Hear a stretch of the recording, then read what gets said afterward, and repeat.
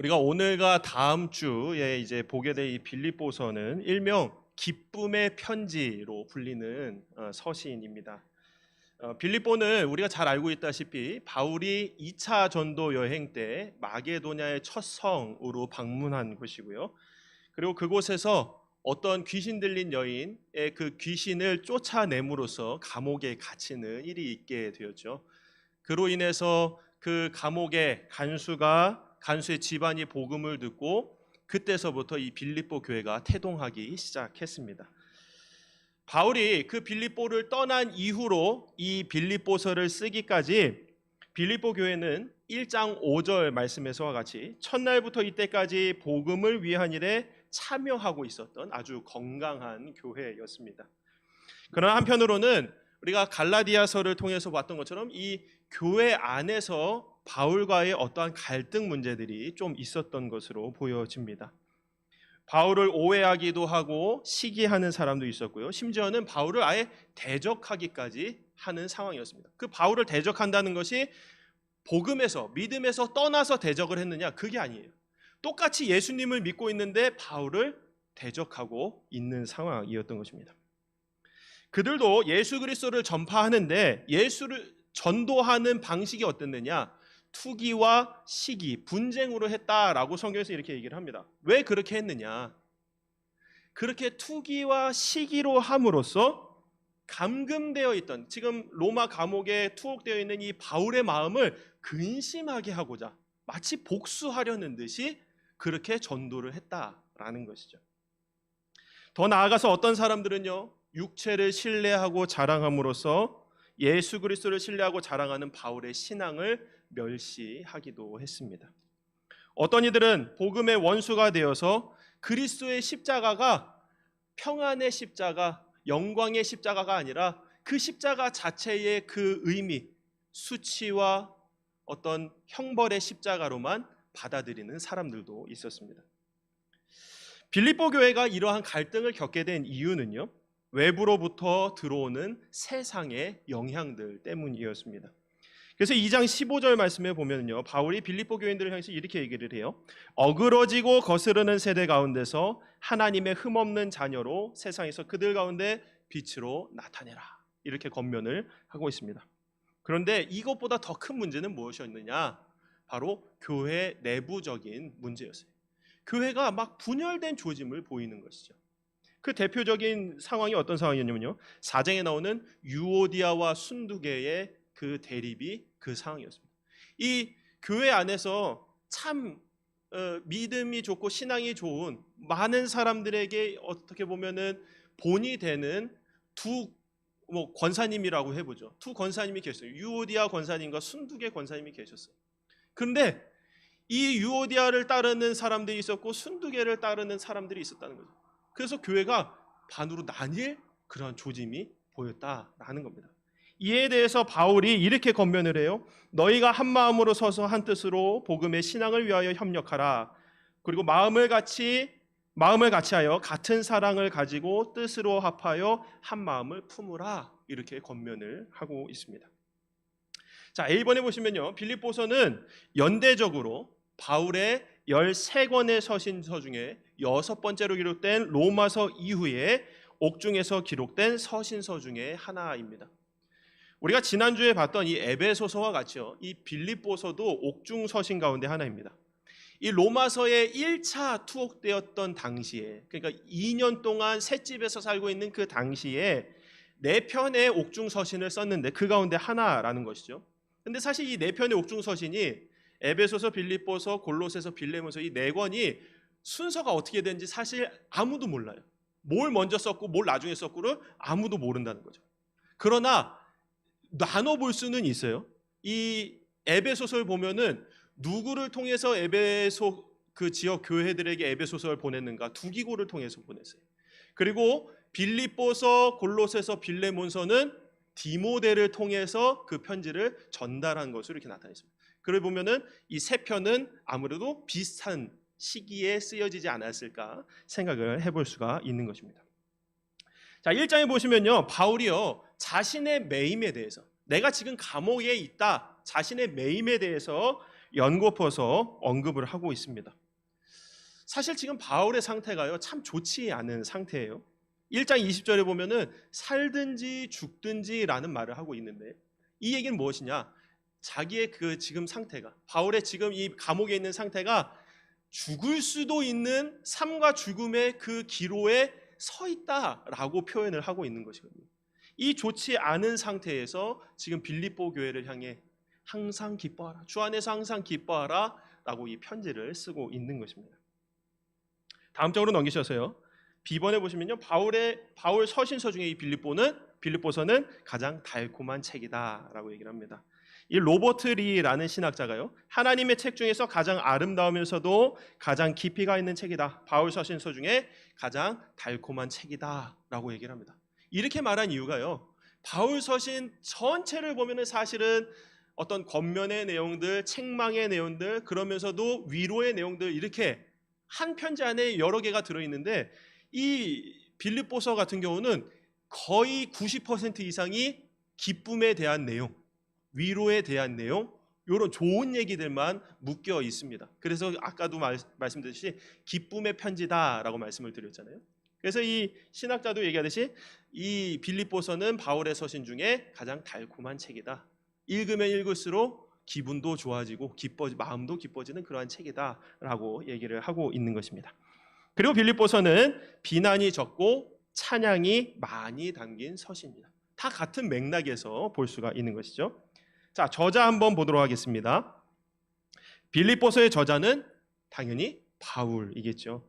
1장 1절에서도 직접적으로 그리스도 예수의 종 바울과 라고 자신의 이 서신서의 저자임을 밝히고 있습니다. 그리고 이번에 보시면요, 바울이 전해주는 자신에 대한 소식도 바울의 삶과 일치하고 있습니다. 3장에 보면요, 3장 4절부터 6절에 보면은 바울의 자신의 이력을 나타내고 있어요. 신앙 이력이 아닌 자기의 삶의 이력, 내가 어떻게 살아왔는가, 그리스도를 믿기까지 어떻게 살아왔는가의 삶의 이력을 얘기를 해요. 난지 8일 만에 할례를 받았고 유대인 중에 유대인, 그리고 신학으로는 바리새인, 그런 것들을 얘기를 하는 거죠. 이 유대인으로서는 참 파격적이고 화려한 이력이란 말이에요. 이런 것으로 내가 이 빌립보서를 썼다, 자신의 이력을 나타내므로써 아주 분명하게 얘기를 하고 있습니다. 자, 기록 연대와 배경을 보시면요, 빌립보서는 로마의 1차 투옥 당시인 주후 61년에서 62년경에 쓰여진 것으로 볼 수 있습니다. 그리고 빌립보 교회는 제2차 전도 여행 때 바울이 유럽으로 간 후에, 여기에서 유럽은 마게도냐를 얘기를 하죠. 유럽으로 간 후에 첫 번째로 개척한 교회이다. 바울이 이 당시의 소아시아 지역, 동유럽 지역으로 선교를 가기를 되게 간절히 바랬단 말이죠. 그때 바울이 한 가지 환상을 봐요. 무슨 환상일까요? 마게도냐 사람 환상을 보게 됩니다. 어서 와서 우리를 도우라. 이 환상을 보고 마게도냐로 가게 되는 것이죠. 그 마게도냐 지역에 딱 첫 발을 디딘 첫 성의 이름이 무엇이었어요? 바로 빌립보인 겁니다. 그래서 그 빌립보에서 아까 말씀드렸던 일들을 경험하고 첫 교회를 개척하게 된 것입니다. 빌립보는요, 어떤 곳이냐면요, 로마의 식민지였어요. 당시에 황제였던 옥타비아누스가 이 이탈리아, 로마의 수도인 이탈리아에 있는 이탈리아의 수도인, 제가 반대로 얘기했죠. 이 이탈리아 사람들을 저 빌립보 가서 살면 좋은 혜택 주겠다라고 하면서 이 사람들을 다 이주시켰단 말이에요. 그래서 사처에서 빌립보로 간 사람들한테 로마 시민권도 주고, 그리고 세금도 면제해주는 그러한 일들을 옥타비아누스 황제가 했다라는 것이죠. 근데 이 빌립보서를 읽다 보면요, 사도 바울이 이런 얘기를 해요. 우리의 시민권은 하늘에 있다라고 그런 얘기를 합니다. 그래서 이런 얘기예요. 너희들이 지금 로마 시민권을 가지고 있다고 자랑하고 있지만 사실상 우리의 시민권은 이 땅이 아닌, 아무리 저 강대국인 로마의 시민권도 아닌 하늘에 있다. 그것이 더 중요하다. 이런 얘기를 하는 것입니다. 그리고 너희가 모든 것을 하나님께 맡기고 하나님께 기도하면 하나님의 평강이 너희를 지키시리라, 이런 얘기도 하는데요.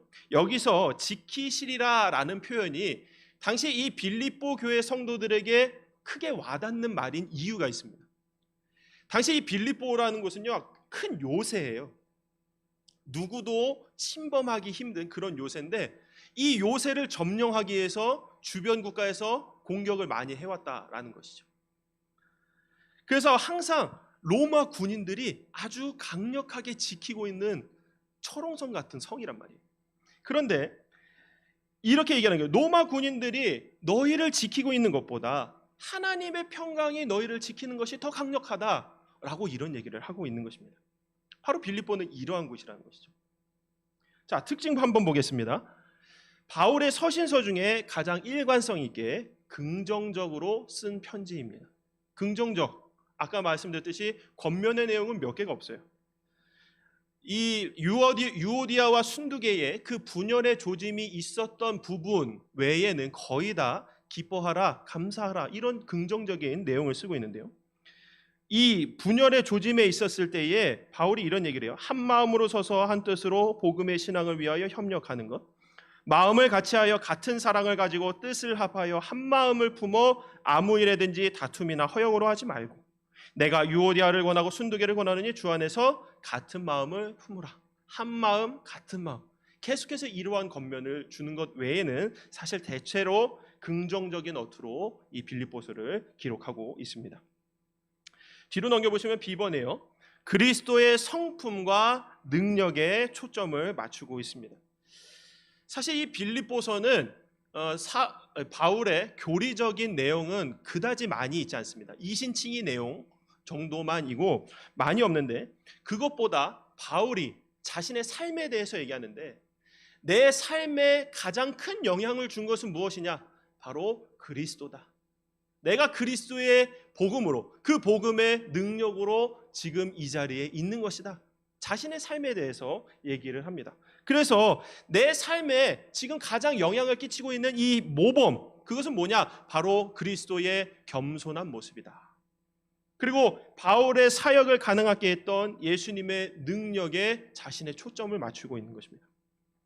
그래서 쭉 보시면은 바울의 삶의 철학이 바로 그리스도 중심이고, 그의 삶의 패턴은 바로 그리스도를 본받는 것이고, 그리고 그의 삶의 목표는 그리스도를 추구하는 것이고, 마지막 그의 삶의 능력이 바로 그리스도를 의존하는 것이다 라고 얘기를 하고 있습니다. 이러한 바울의 삶이요, 우리가 다음으로 볼 개관에 잘 나와 있습니다. 우리 개관 한번 보도록 하겠습니다.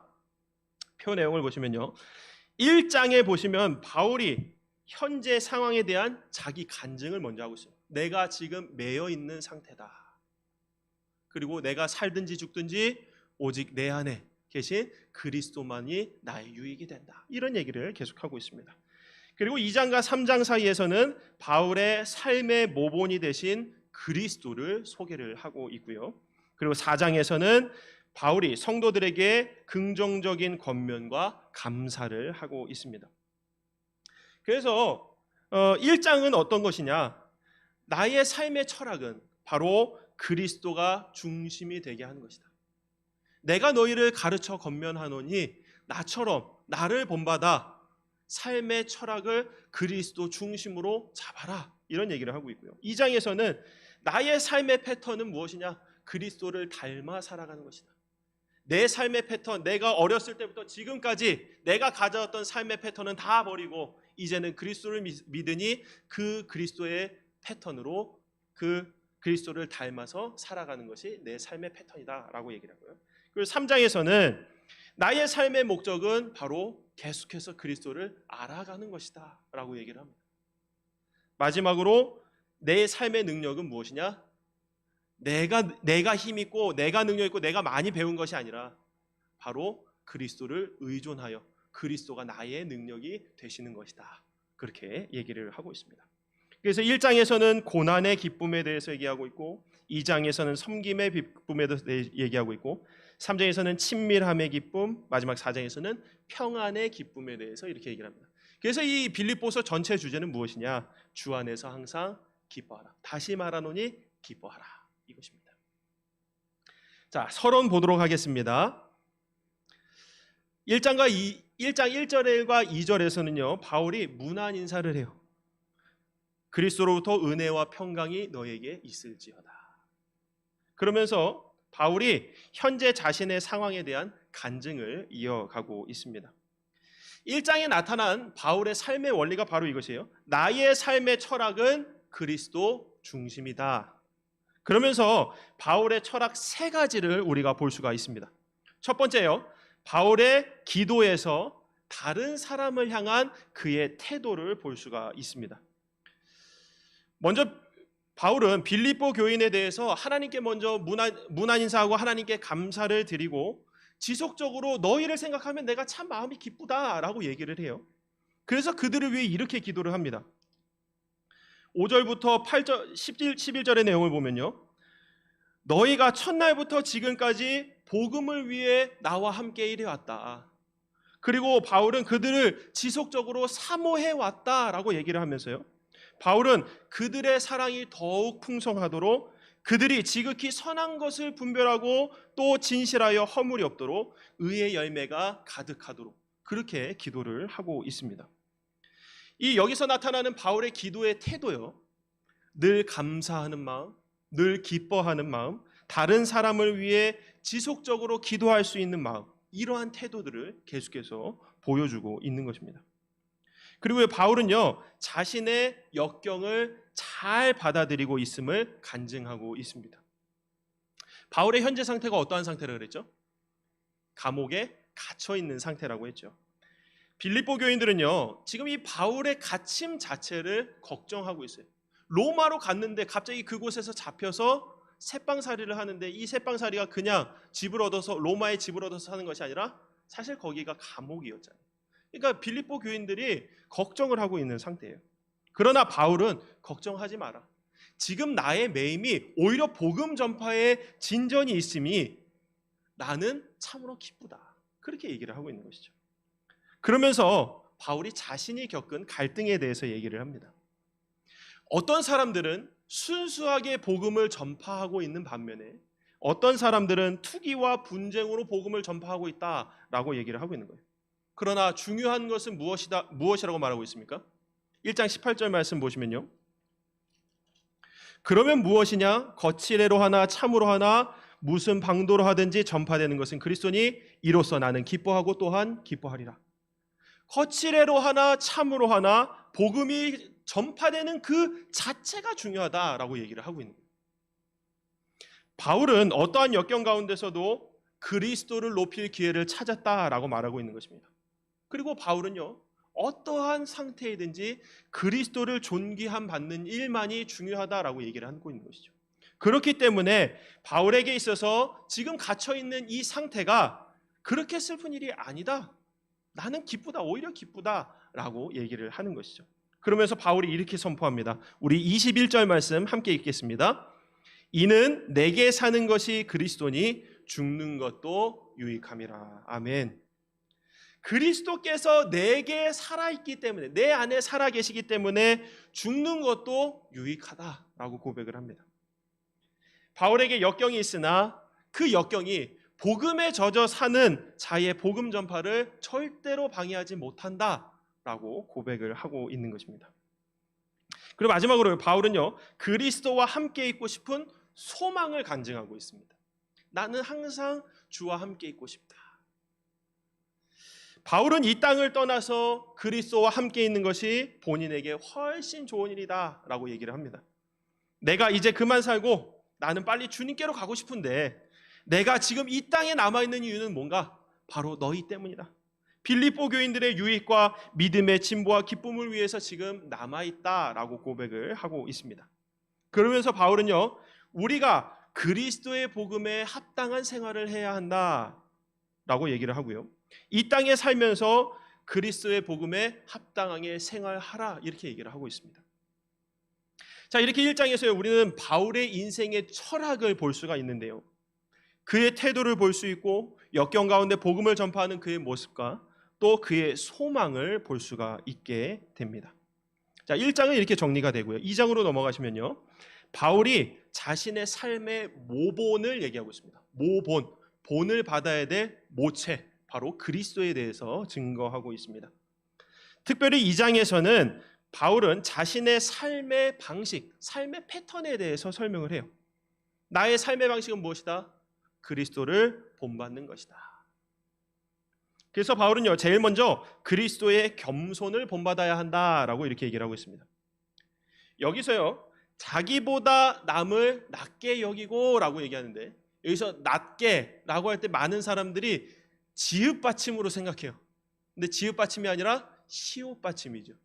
나보다 남을 낮게 여기고 밑에 있는 거로 여기고 내가 가장 위에 있는 것을 생각하라, 이 얘기가 아니라 항상 남을 나보다 나은 사람으로 여기라 라고 바울이 겸손을 가르치고 있습니다.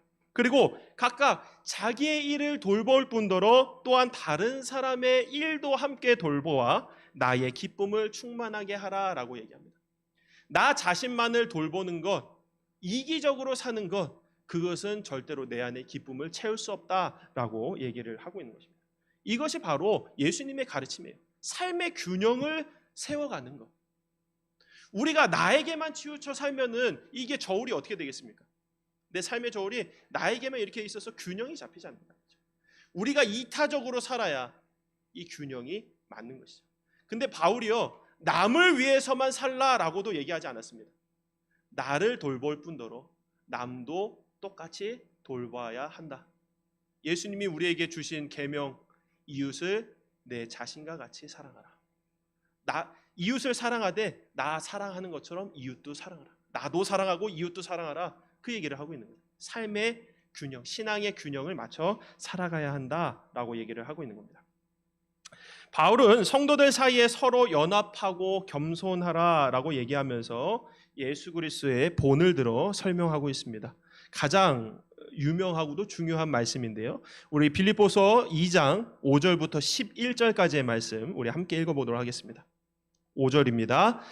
너희 안에 이 마음을 품으라. 곧 그리스도 예수의 마음이니 그는 근본 하나님의 본체시나 하나님과 동등됨을 취할 것으로 여기지 아니하시고 오히려 자기를 비워 종의 형체를 가지사 사람들과 같이 되셨고 사람의 모양으로 나타나사 자기를 낮추시고 죽기까지 복종하셨으니 곧 십자가에 죽으심이라.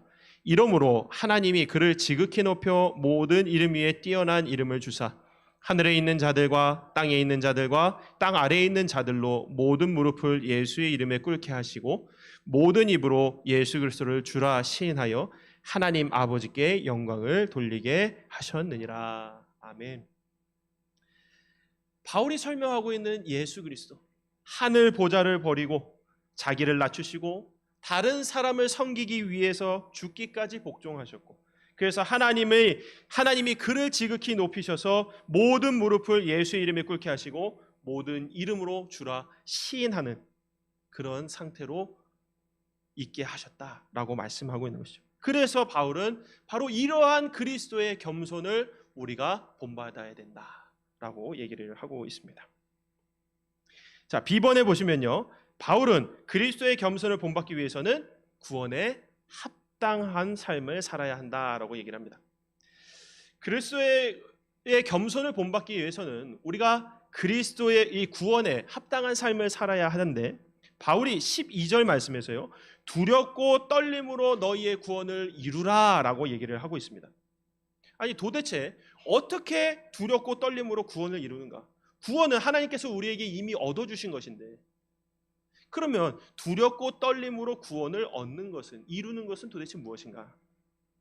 그것은 하나님께서 이미 우리에게 이루신 구원에 걸맞는 삶을 살아가라. 나에게 이미 구원을 이루어 주셨지만 이 구원의 삶은 죄를 지어서는 안 되는 삶이고 항상 선을 행하기 위해서 노력해야 되는 삶인데, 그러기 위해서는 우리가 항상 두렵고 떨리는 마음으로, 혹 내가 하나님의 이 이루신 구원을 저해하는 삶을 살아가진 않는가? 그러한 두렵고 떨리는 마음으로 살아가야 된다. 구원을 이루어가야 된다라고 얘기를 하고 있는 것입니다. 그러면서요, 모든 일을 원망과 시비가 없이 하고 흠이 없이 순전하게 세상 가운데서 비처럼 살아야 된다라고 말하고 있는 것이죠.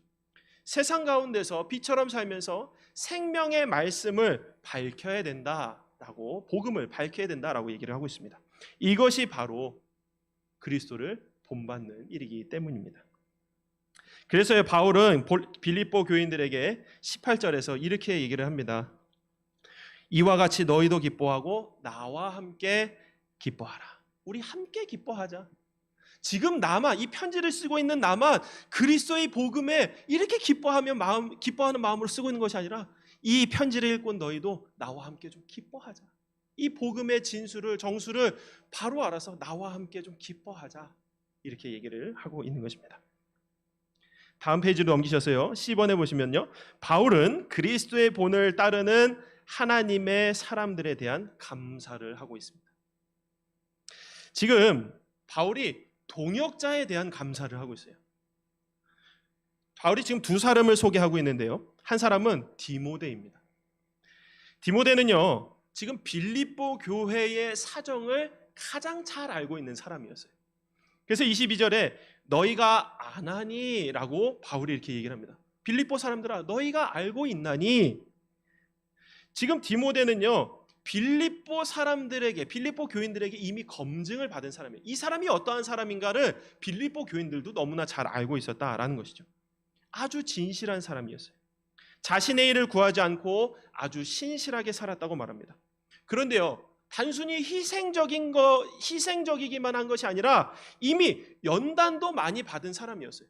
바울과 함께 고난에도 처해봤던, 아주 삶에서 이 신앙에 이르기까지 삶의 많은 고난을, 신앙의 연단을 아주 많이 받았던 그러한 사람이었다라는 거예요. 디모데는 빌립보 교인들에게 그리스도의 본을 가르칠 수 있는 산 증인이었던 거예요. 디모데가 저렇게 살고 있는데 우리도 저렇게 그리스도를 본받아 살면 저렇게 되지 않을까? 아주 삶의 표본이, 그리스도인의 표본이 바로 디모데였다라는 겁니다.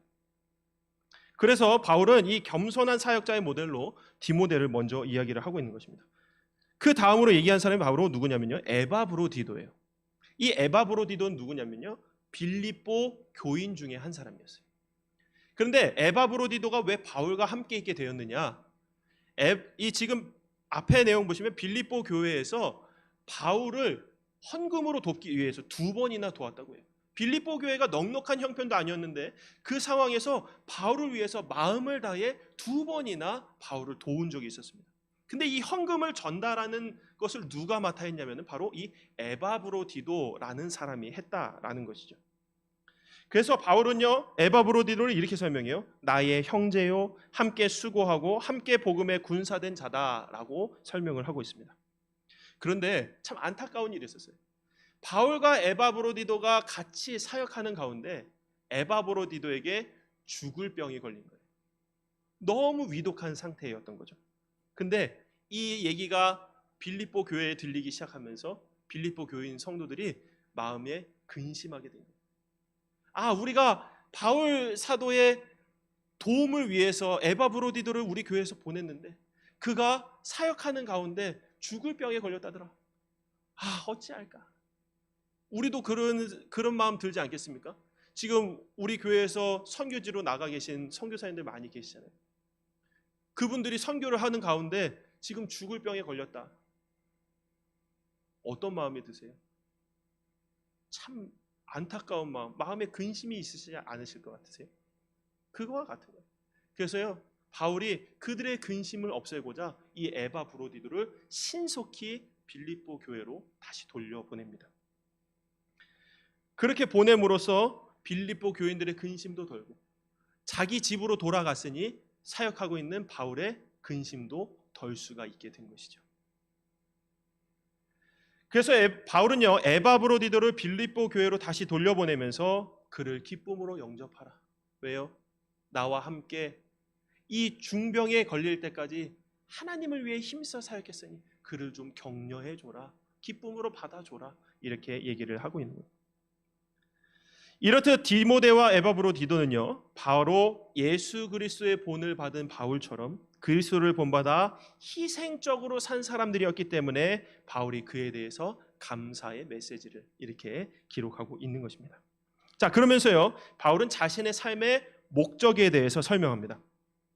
삶의 목적이 뭐래요? 그리스도를 알아가는 것이다. 그리스도를 알아가기 위해서는요, 거짓 교사들에게 속지 않아야 합니다.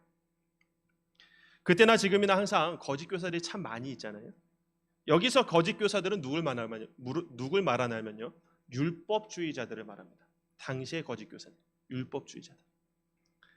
율법주의자들은 자신의 육체를 자랑하는 사람들입니다. 육체를 자랑한 다음은 자기들이 율법을 잘 지킨다는 것, 자기들은 선을 행하고 있다는 것, 율법대로 나는 선을 행하고 있다. 다른 사람이 상처받든 말든 나는 말씀을 잘 지키고 있으니 나는 잘하고 있다. 그 사람들이 율법주의자인 거죠. 그리고 내 힘으로 선을 이룸으로 나는 구원받는다. 공로가 예수 그리스도에 있는 것이 아닌, 십자가에 있는 것이 아닌 자기 자신에게 구원의 공로가 있는 사람들을 율법주의자라고 하는 것이죠. 그리고 이들은요 또한 외식주의자들입니다. 형식에만 목을 매고 진정한 의미로서의 신앙생활을 하지 않는 사람들인 것이죠. 바로 이러한 거짓 교사들에게 속지 말라라고 이렇게 얘기를 하고 있습니다.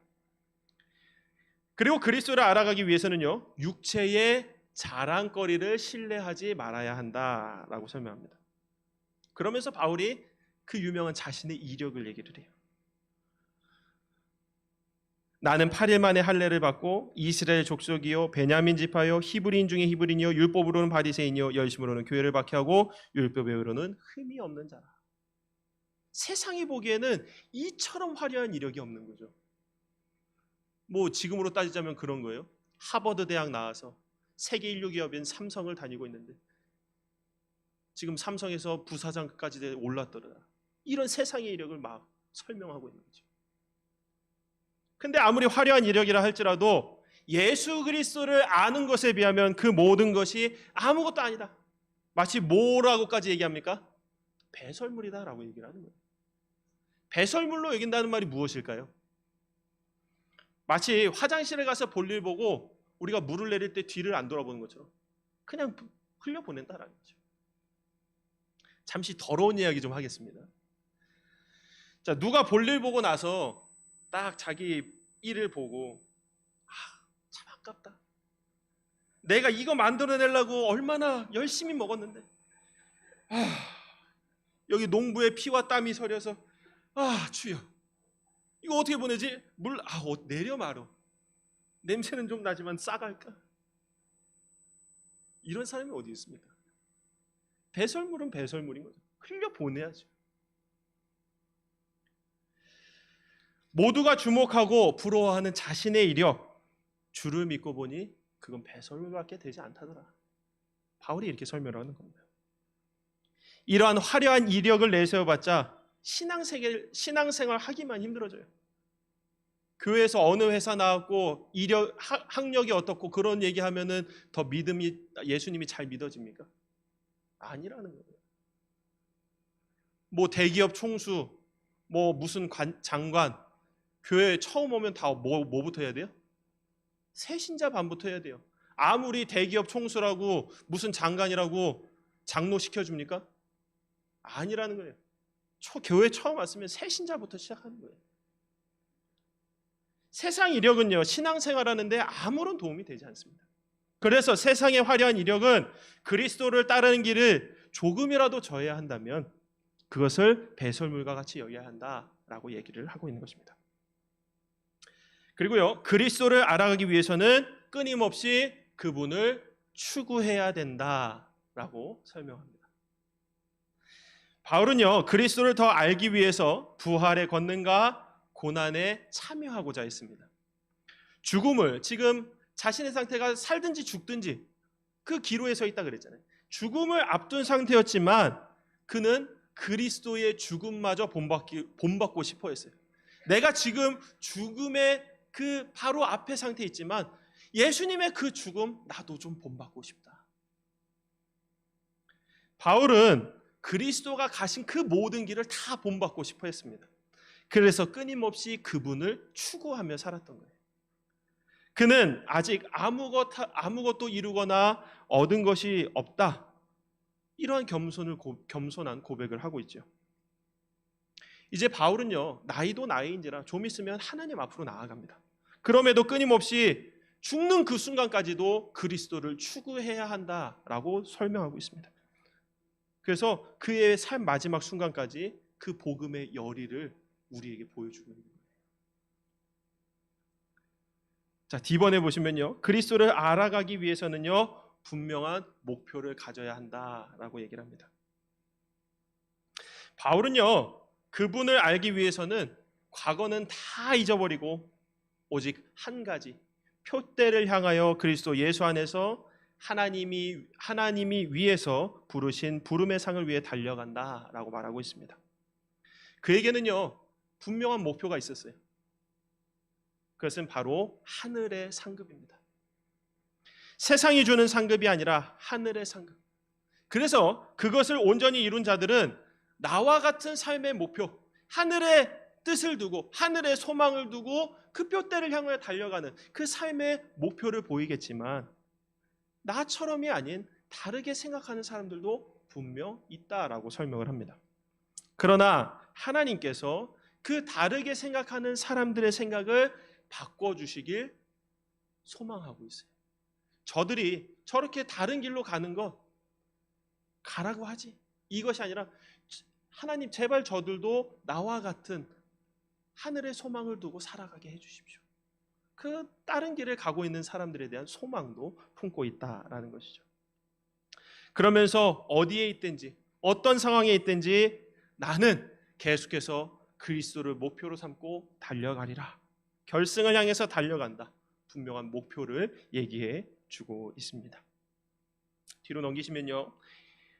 마지막 3장의 마지막이에요. 그리스도를 알아가기 위해서는 세상을 쫓는 사람들을 본받지 말고 바울 자신을 본받아라 라고 설명을 합니다. 바울은 먼저 세상을 본받는 사람들에 대해 얘기를 합니다. 십자가를 원수로 삼는 사람들을 얘기하면서 그들의 신은 배요. 3장 19절에서 그들의 신은 배다라고 설명을 해요. 이 배라는 것은요. 이 육체의 배를 얘기를 하거든요. 이 배는 뭘까요? 그런 얘기 하잖아요. 저 배만 불리는 사람들. 뭡니까? 욕심이에요. 육체적 욕망을 얘기를 합니다. 세상에 많은 사람들이 각자 섬기는 신들이 다 있는데 그 이유가 결국에는 자신들의 어떤 육체적 욕망을 채우기 위함이다라고 설명을 하고 있는 것이죠. 그런 사람들은 결국 멸망에 이르기에 그런 데 초점을 맞추지 말고 영원한 하늘나라를 보면서 살아가야 한다라고 얘기를 하고 있는 것입니다. 그래서 이런 얘기를 해요. 우리의 시민권은 이 땅이 아니라 로마에 있는 것이 아니라 하늘에 있다. 이 땅에서의 모든 욕망과 집착을 버리고 우리가 하늘나라의 소망을 꿈고 부활의 몸을 기대해야 된다라고 이렇게 얘기하면서 3절의 마지막을 끝내고 있습니다. 여기까지 바울의 삶의 철학 그리고 삶의 방식, 삶의 목표에 대해서 우리가 함께 말씀을 나눠봤습니다. 삶의 능력에 대해서 그리스도를 의존하는 것이 우리의 삶의 능력이 된다. 이 4장의 내용은 우리가 다음 주에 함께 보도록 하겠습니다. 저희 교역자들이 이 신약 성경 연구 이제 강의를 하려면요 배분을 좀 해야 되잖아요. 이게 저희가 순서대로 돌아가고 있는 건 알고 계시죠? 저 전에 누가 있죠? 네, 전도사님. 제 다음 누가 할까요? 김소영 목사님 하시죠. 이 순서를 정함에 있어서 사실 이 분량도 저희가 생각하지 않을 수 없기 때문에 이 서신서 뒤로 갈수록 막 3장, 2장, 1장 이 짧은 서신서들이 많이 있단 말이죠. 그래서 그러한 부분들을 한 사람이 도맡아서 뭐 몇 권씩 편집 몇 개씩 이렇게 하려고 하는데 그러다 보니까 조금 한 주에 모든 것을 다 끝내지 못하고 다음 주로 넘기고 2편을 같이 해야 되는 상황도 생기게 됐습니다. 그래서 다음 주에는요 저희가 빌립보서 이 4장 마지막 부분을 보면서 골로새서 2장까지를 보려고 해요. 그러니까 다음 주 숙제는 어떻게 해오시면 되겠어요? 골로새서만요? 빌립보서 4장 남아있잖아요. 그러니까 빌립보서를 한 번 더 읽으시고 1장부터 4장까지 한 번 쭉 읽으시고 골로새서도 1장부터 4장까지 한 번 쭉 읽어오시면 되겠습니다. 아시겠죠? 자, 이 시간 우리 나눈 말씀으로 함께 이렇게 기도하셨으면 좋겠습니다. 하나님, 오직 주를 본받아 주 안에 있는 기쁨을 누리며 살아가는 인생들이 되게 하옵소서. 세상의 것과 썩어 없어질 것들의 마음을 두지 않게 하시고 온전히 이 마음 하늘에 두어서 영원한 것을 소망하며 살아가게 하옵소서. 우리 함께 통성으로 기도하도록 하겠습니다.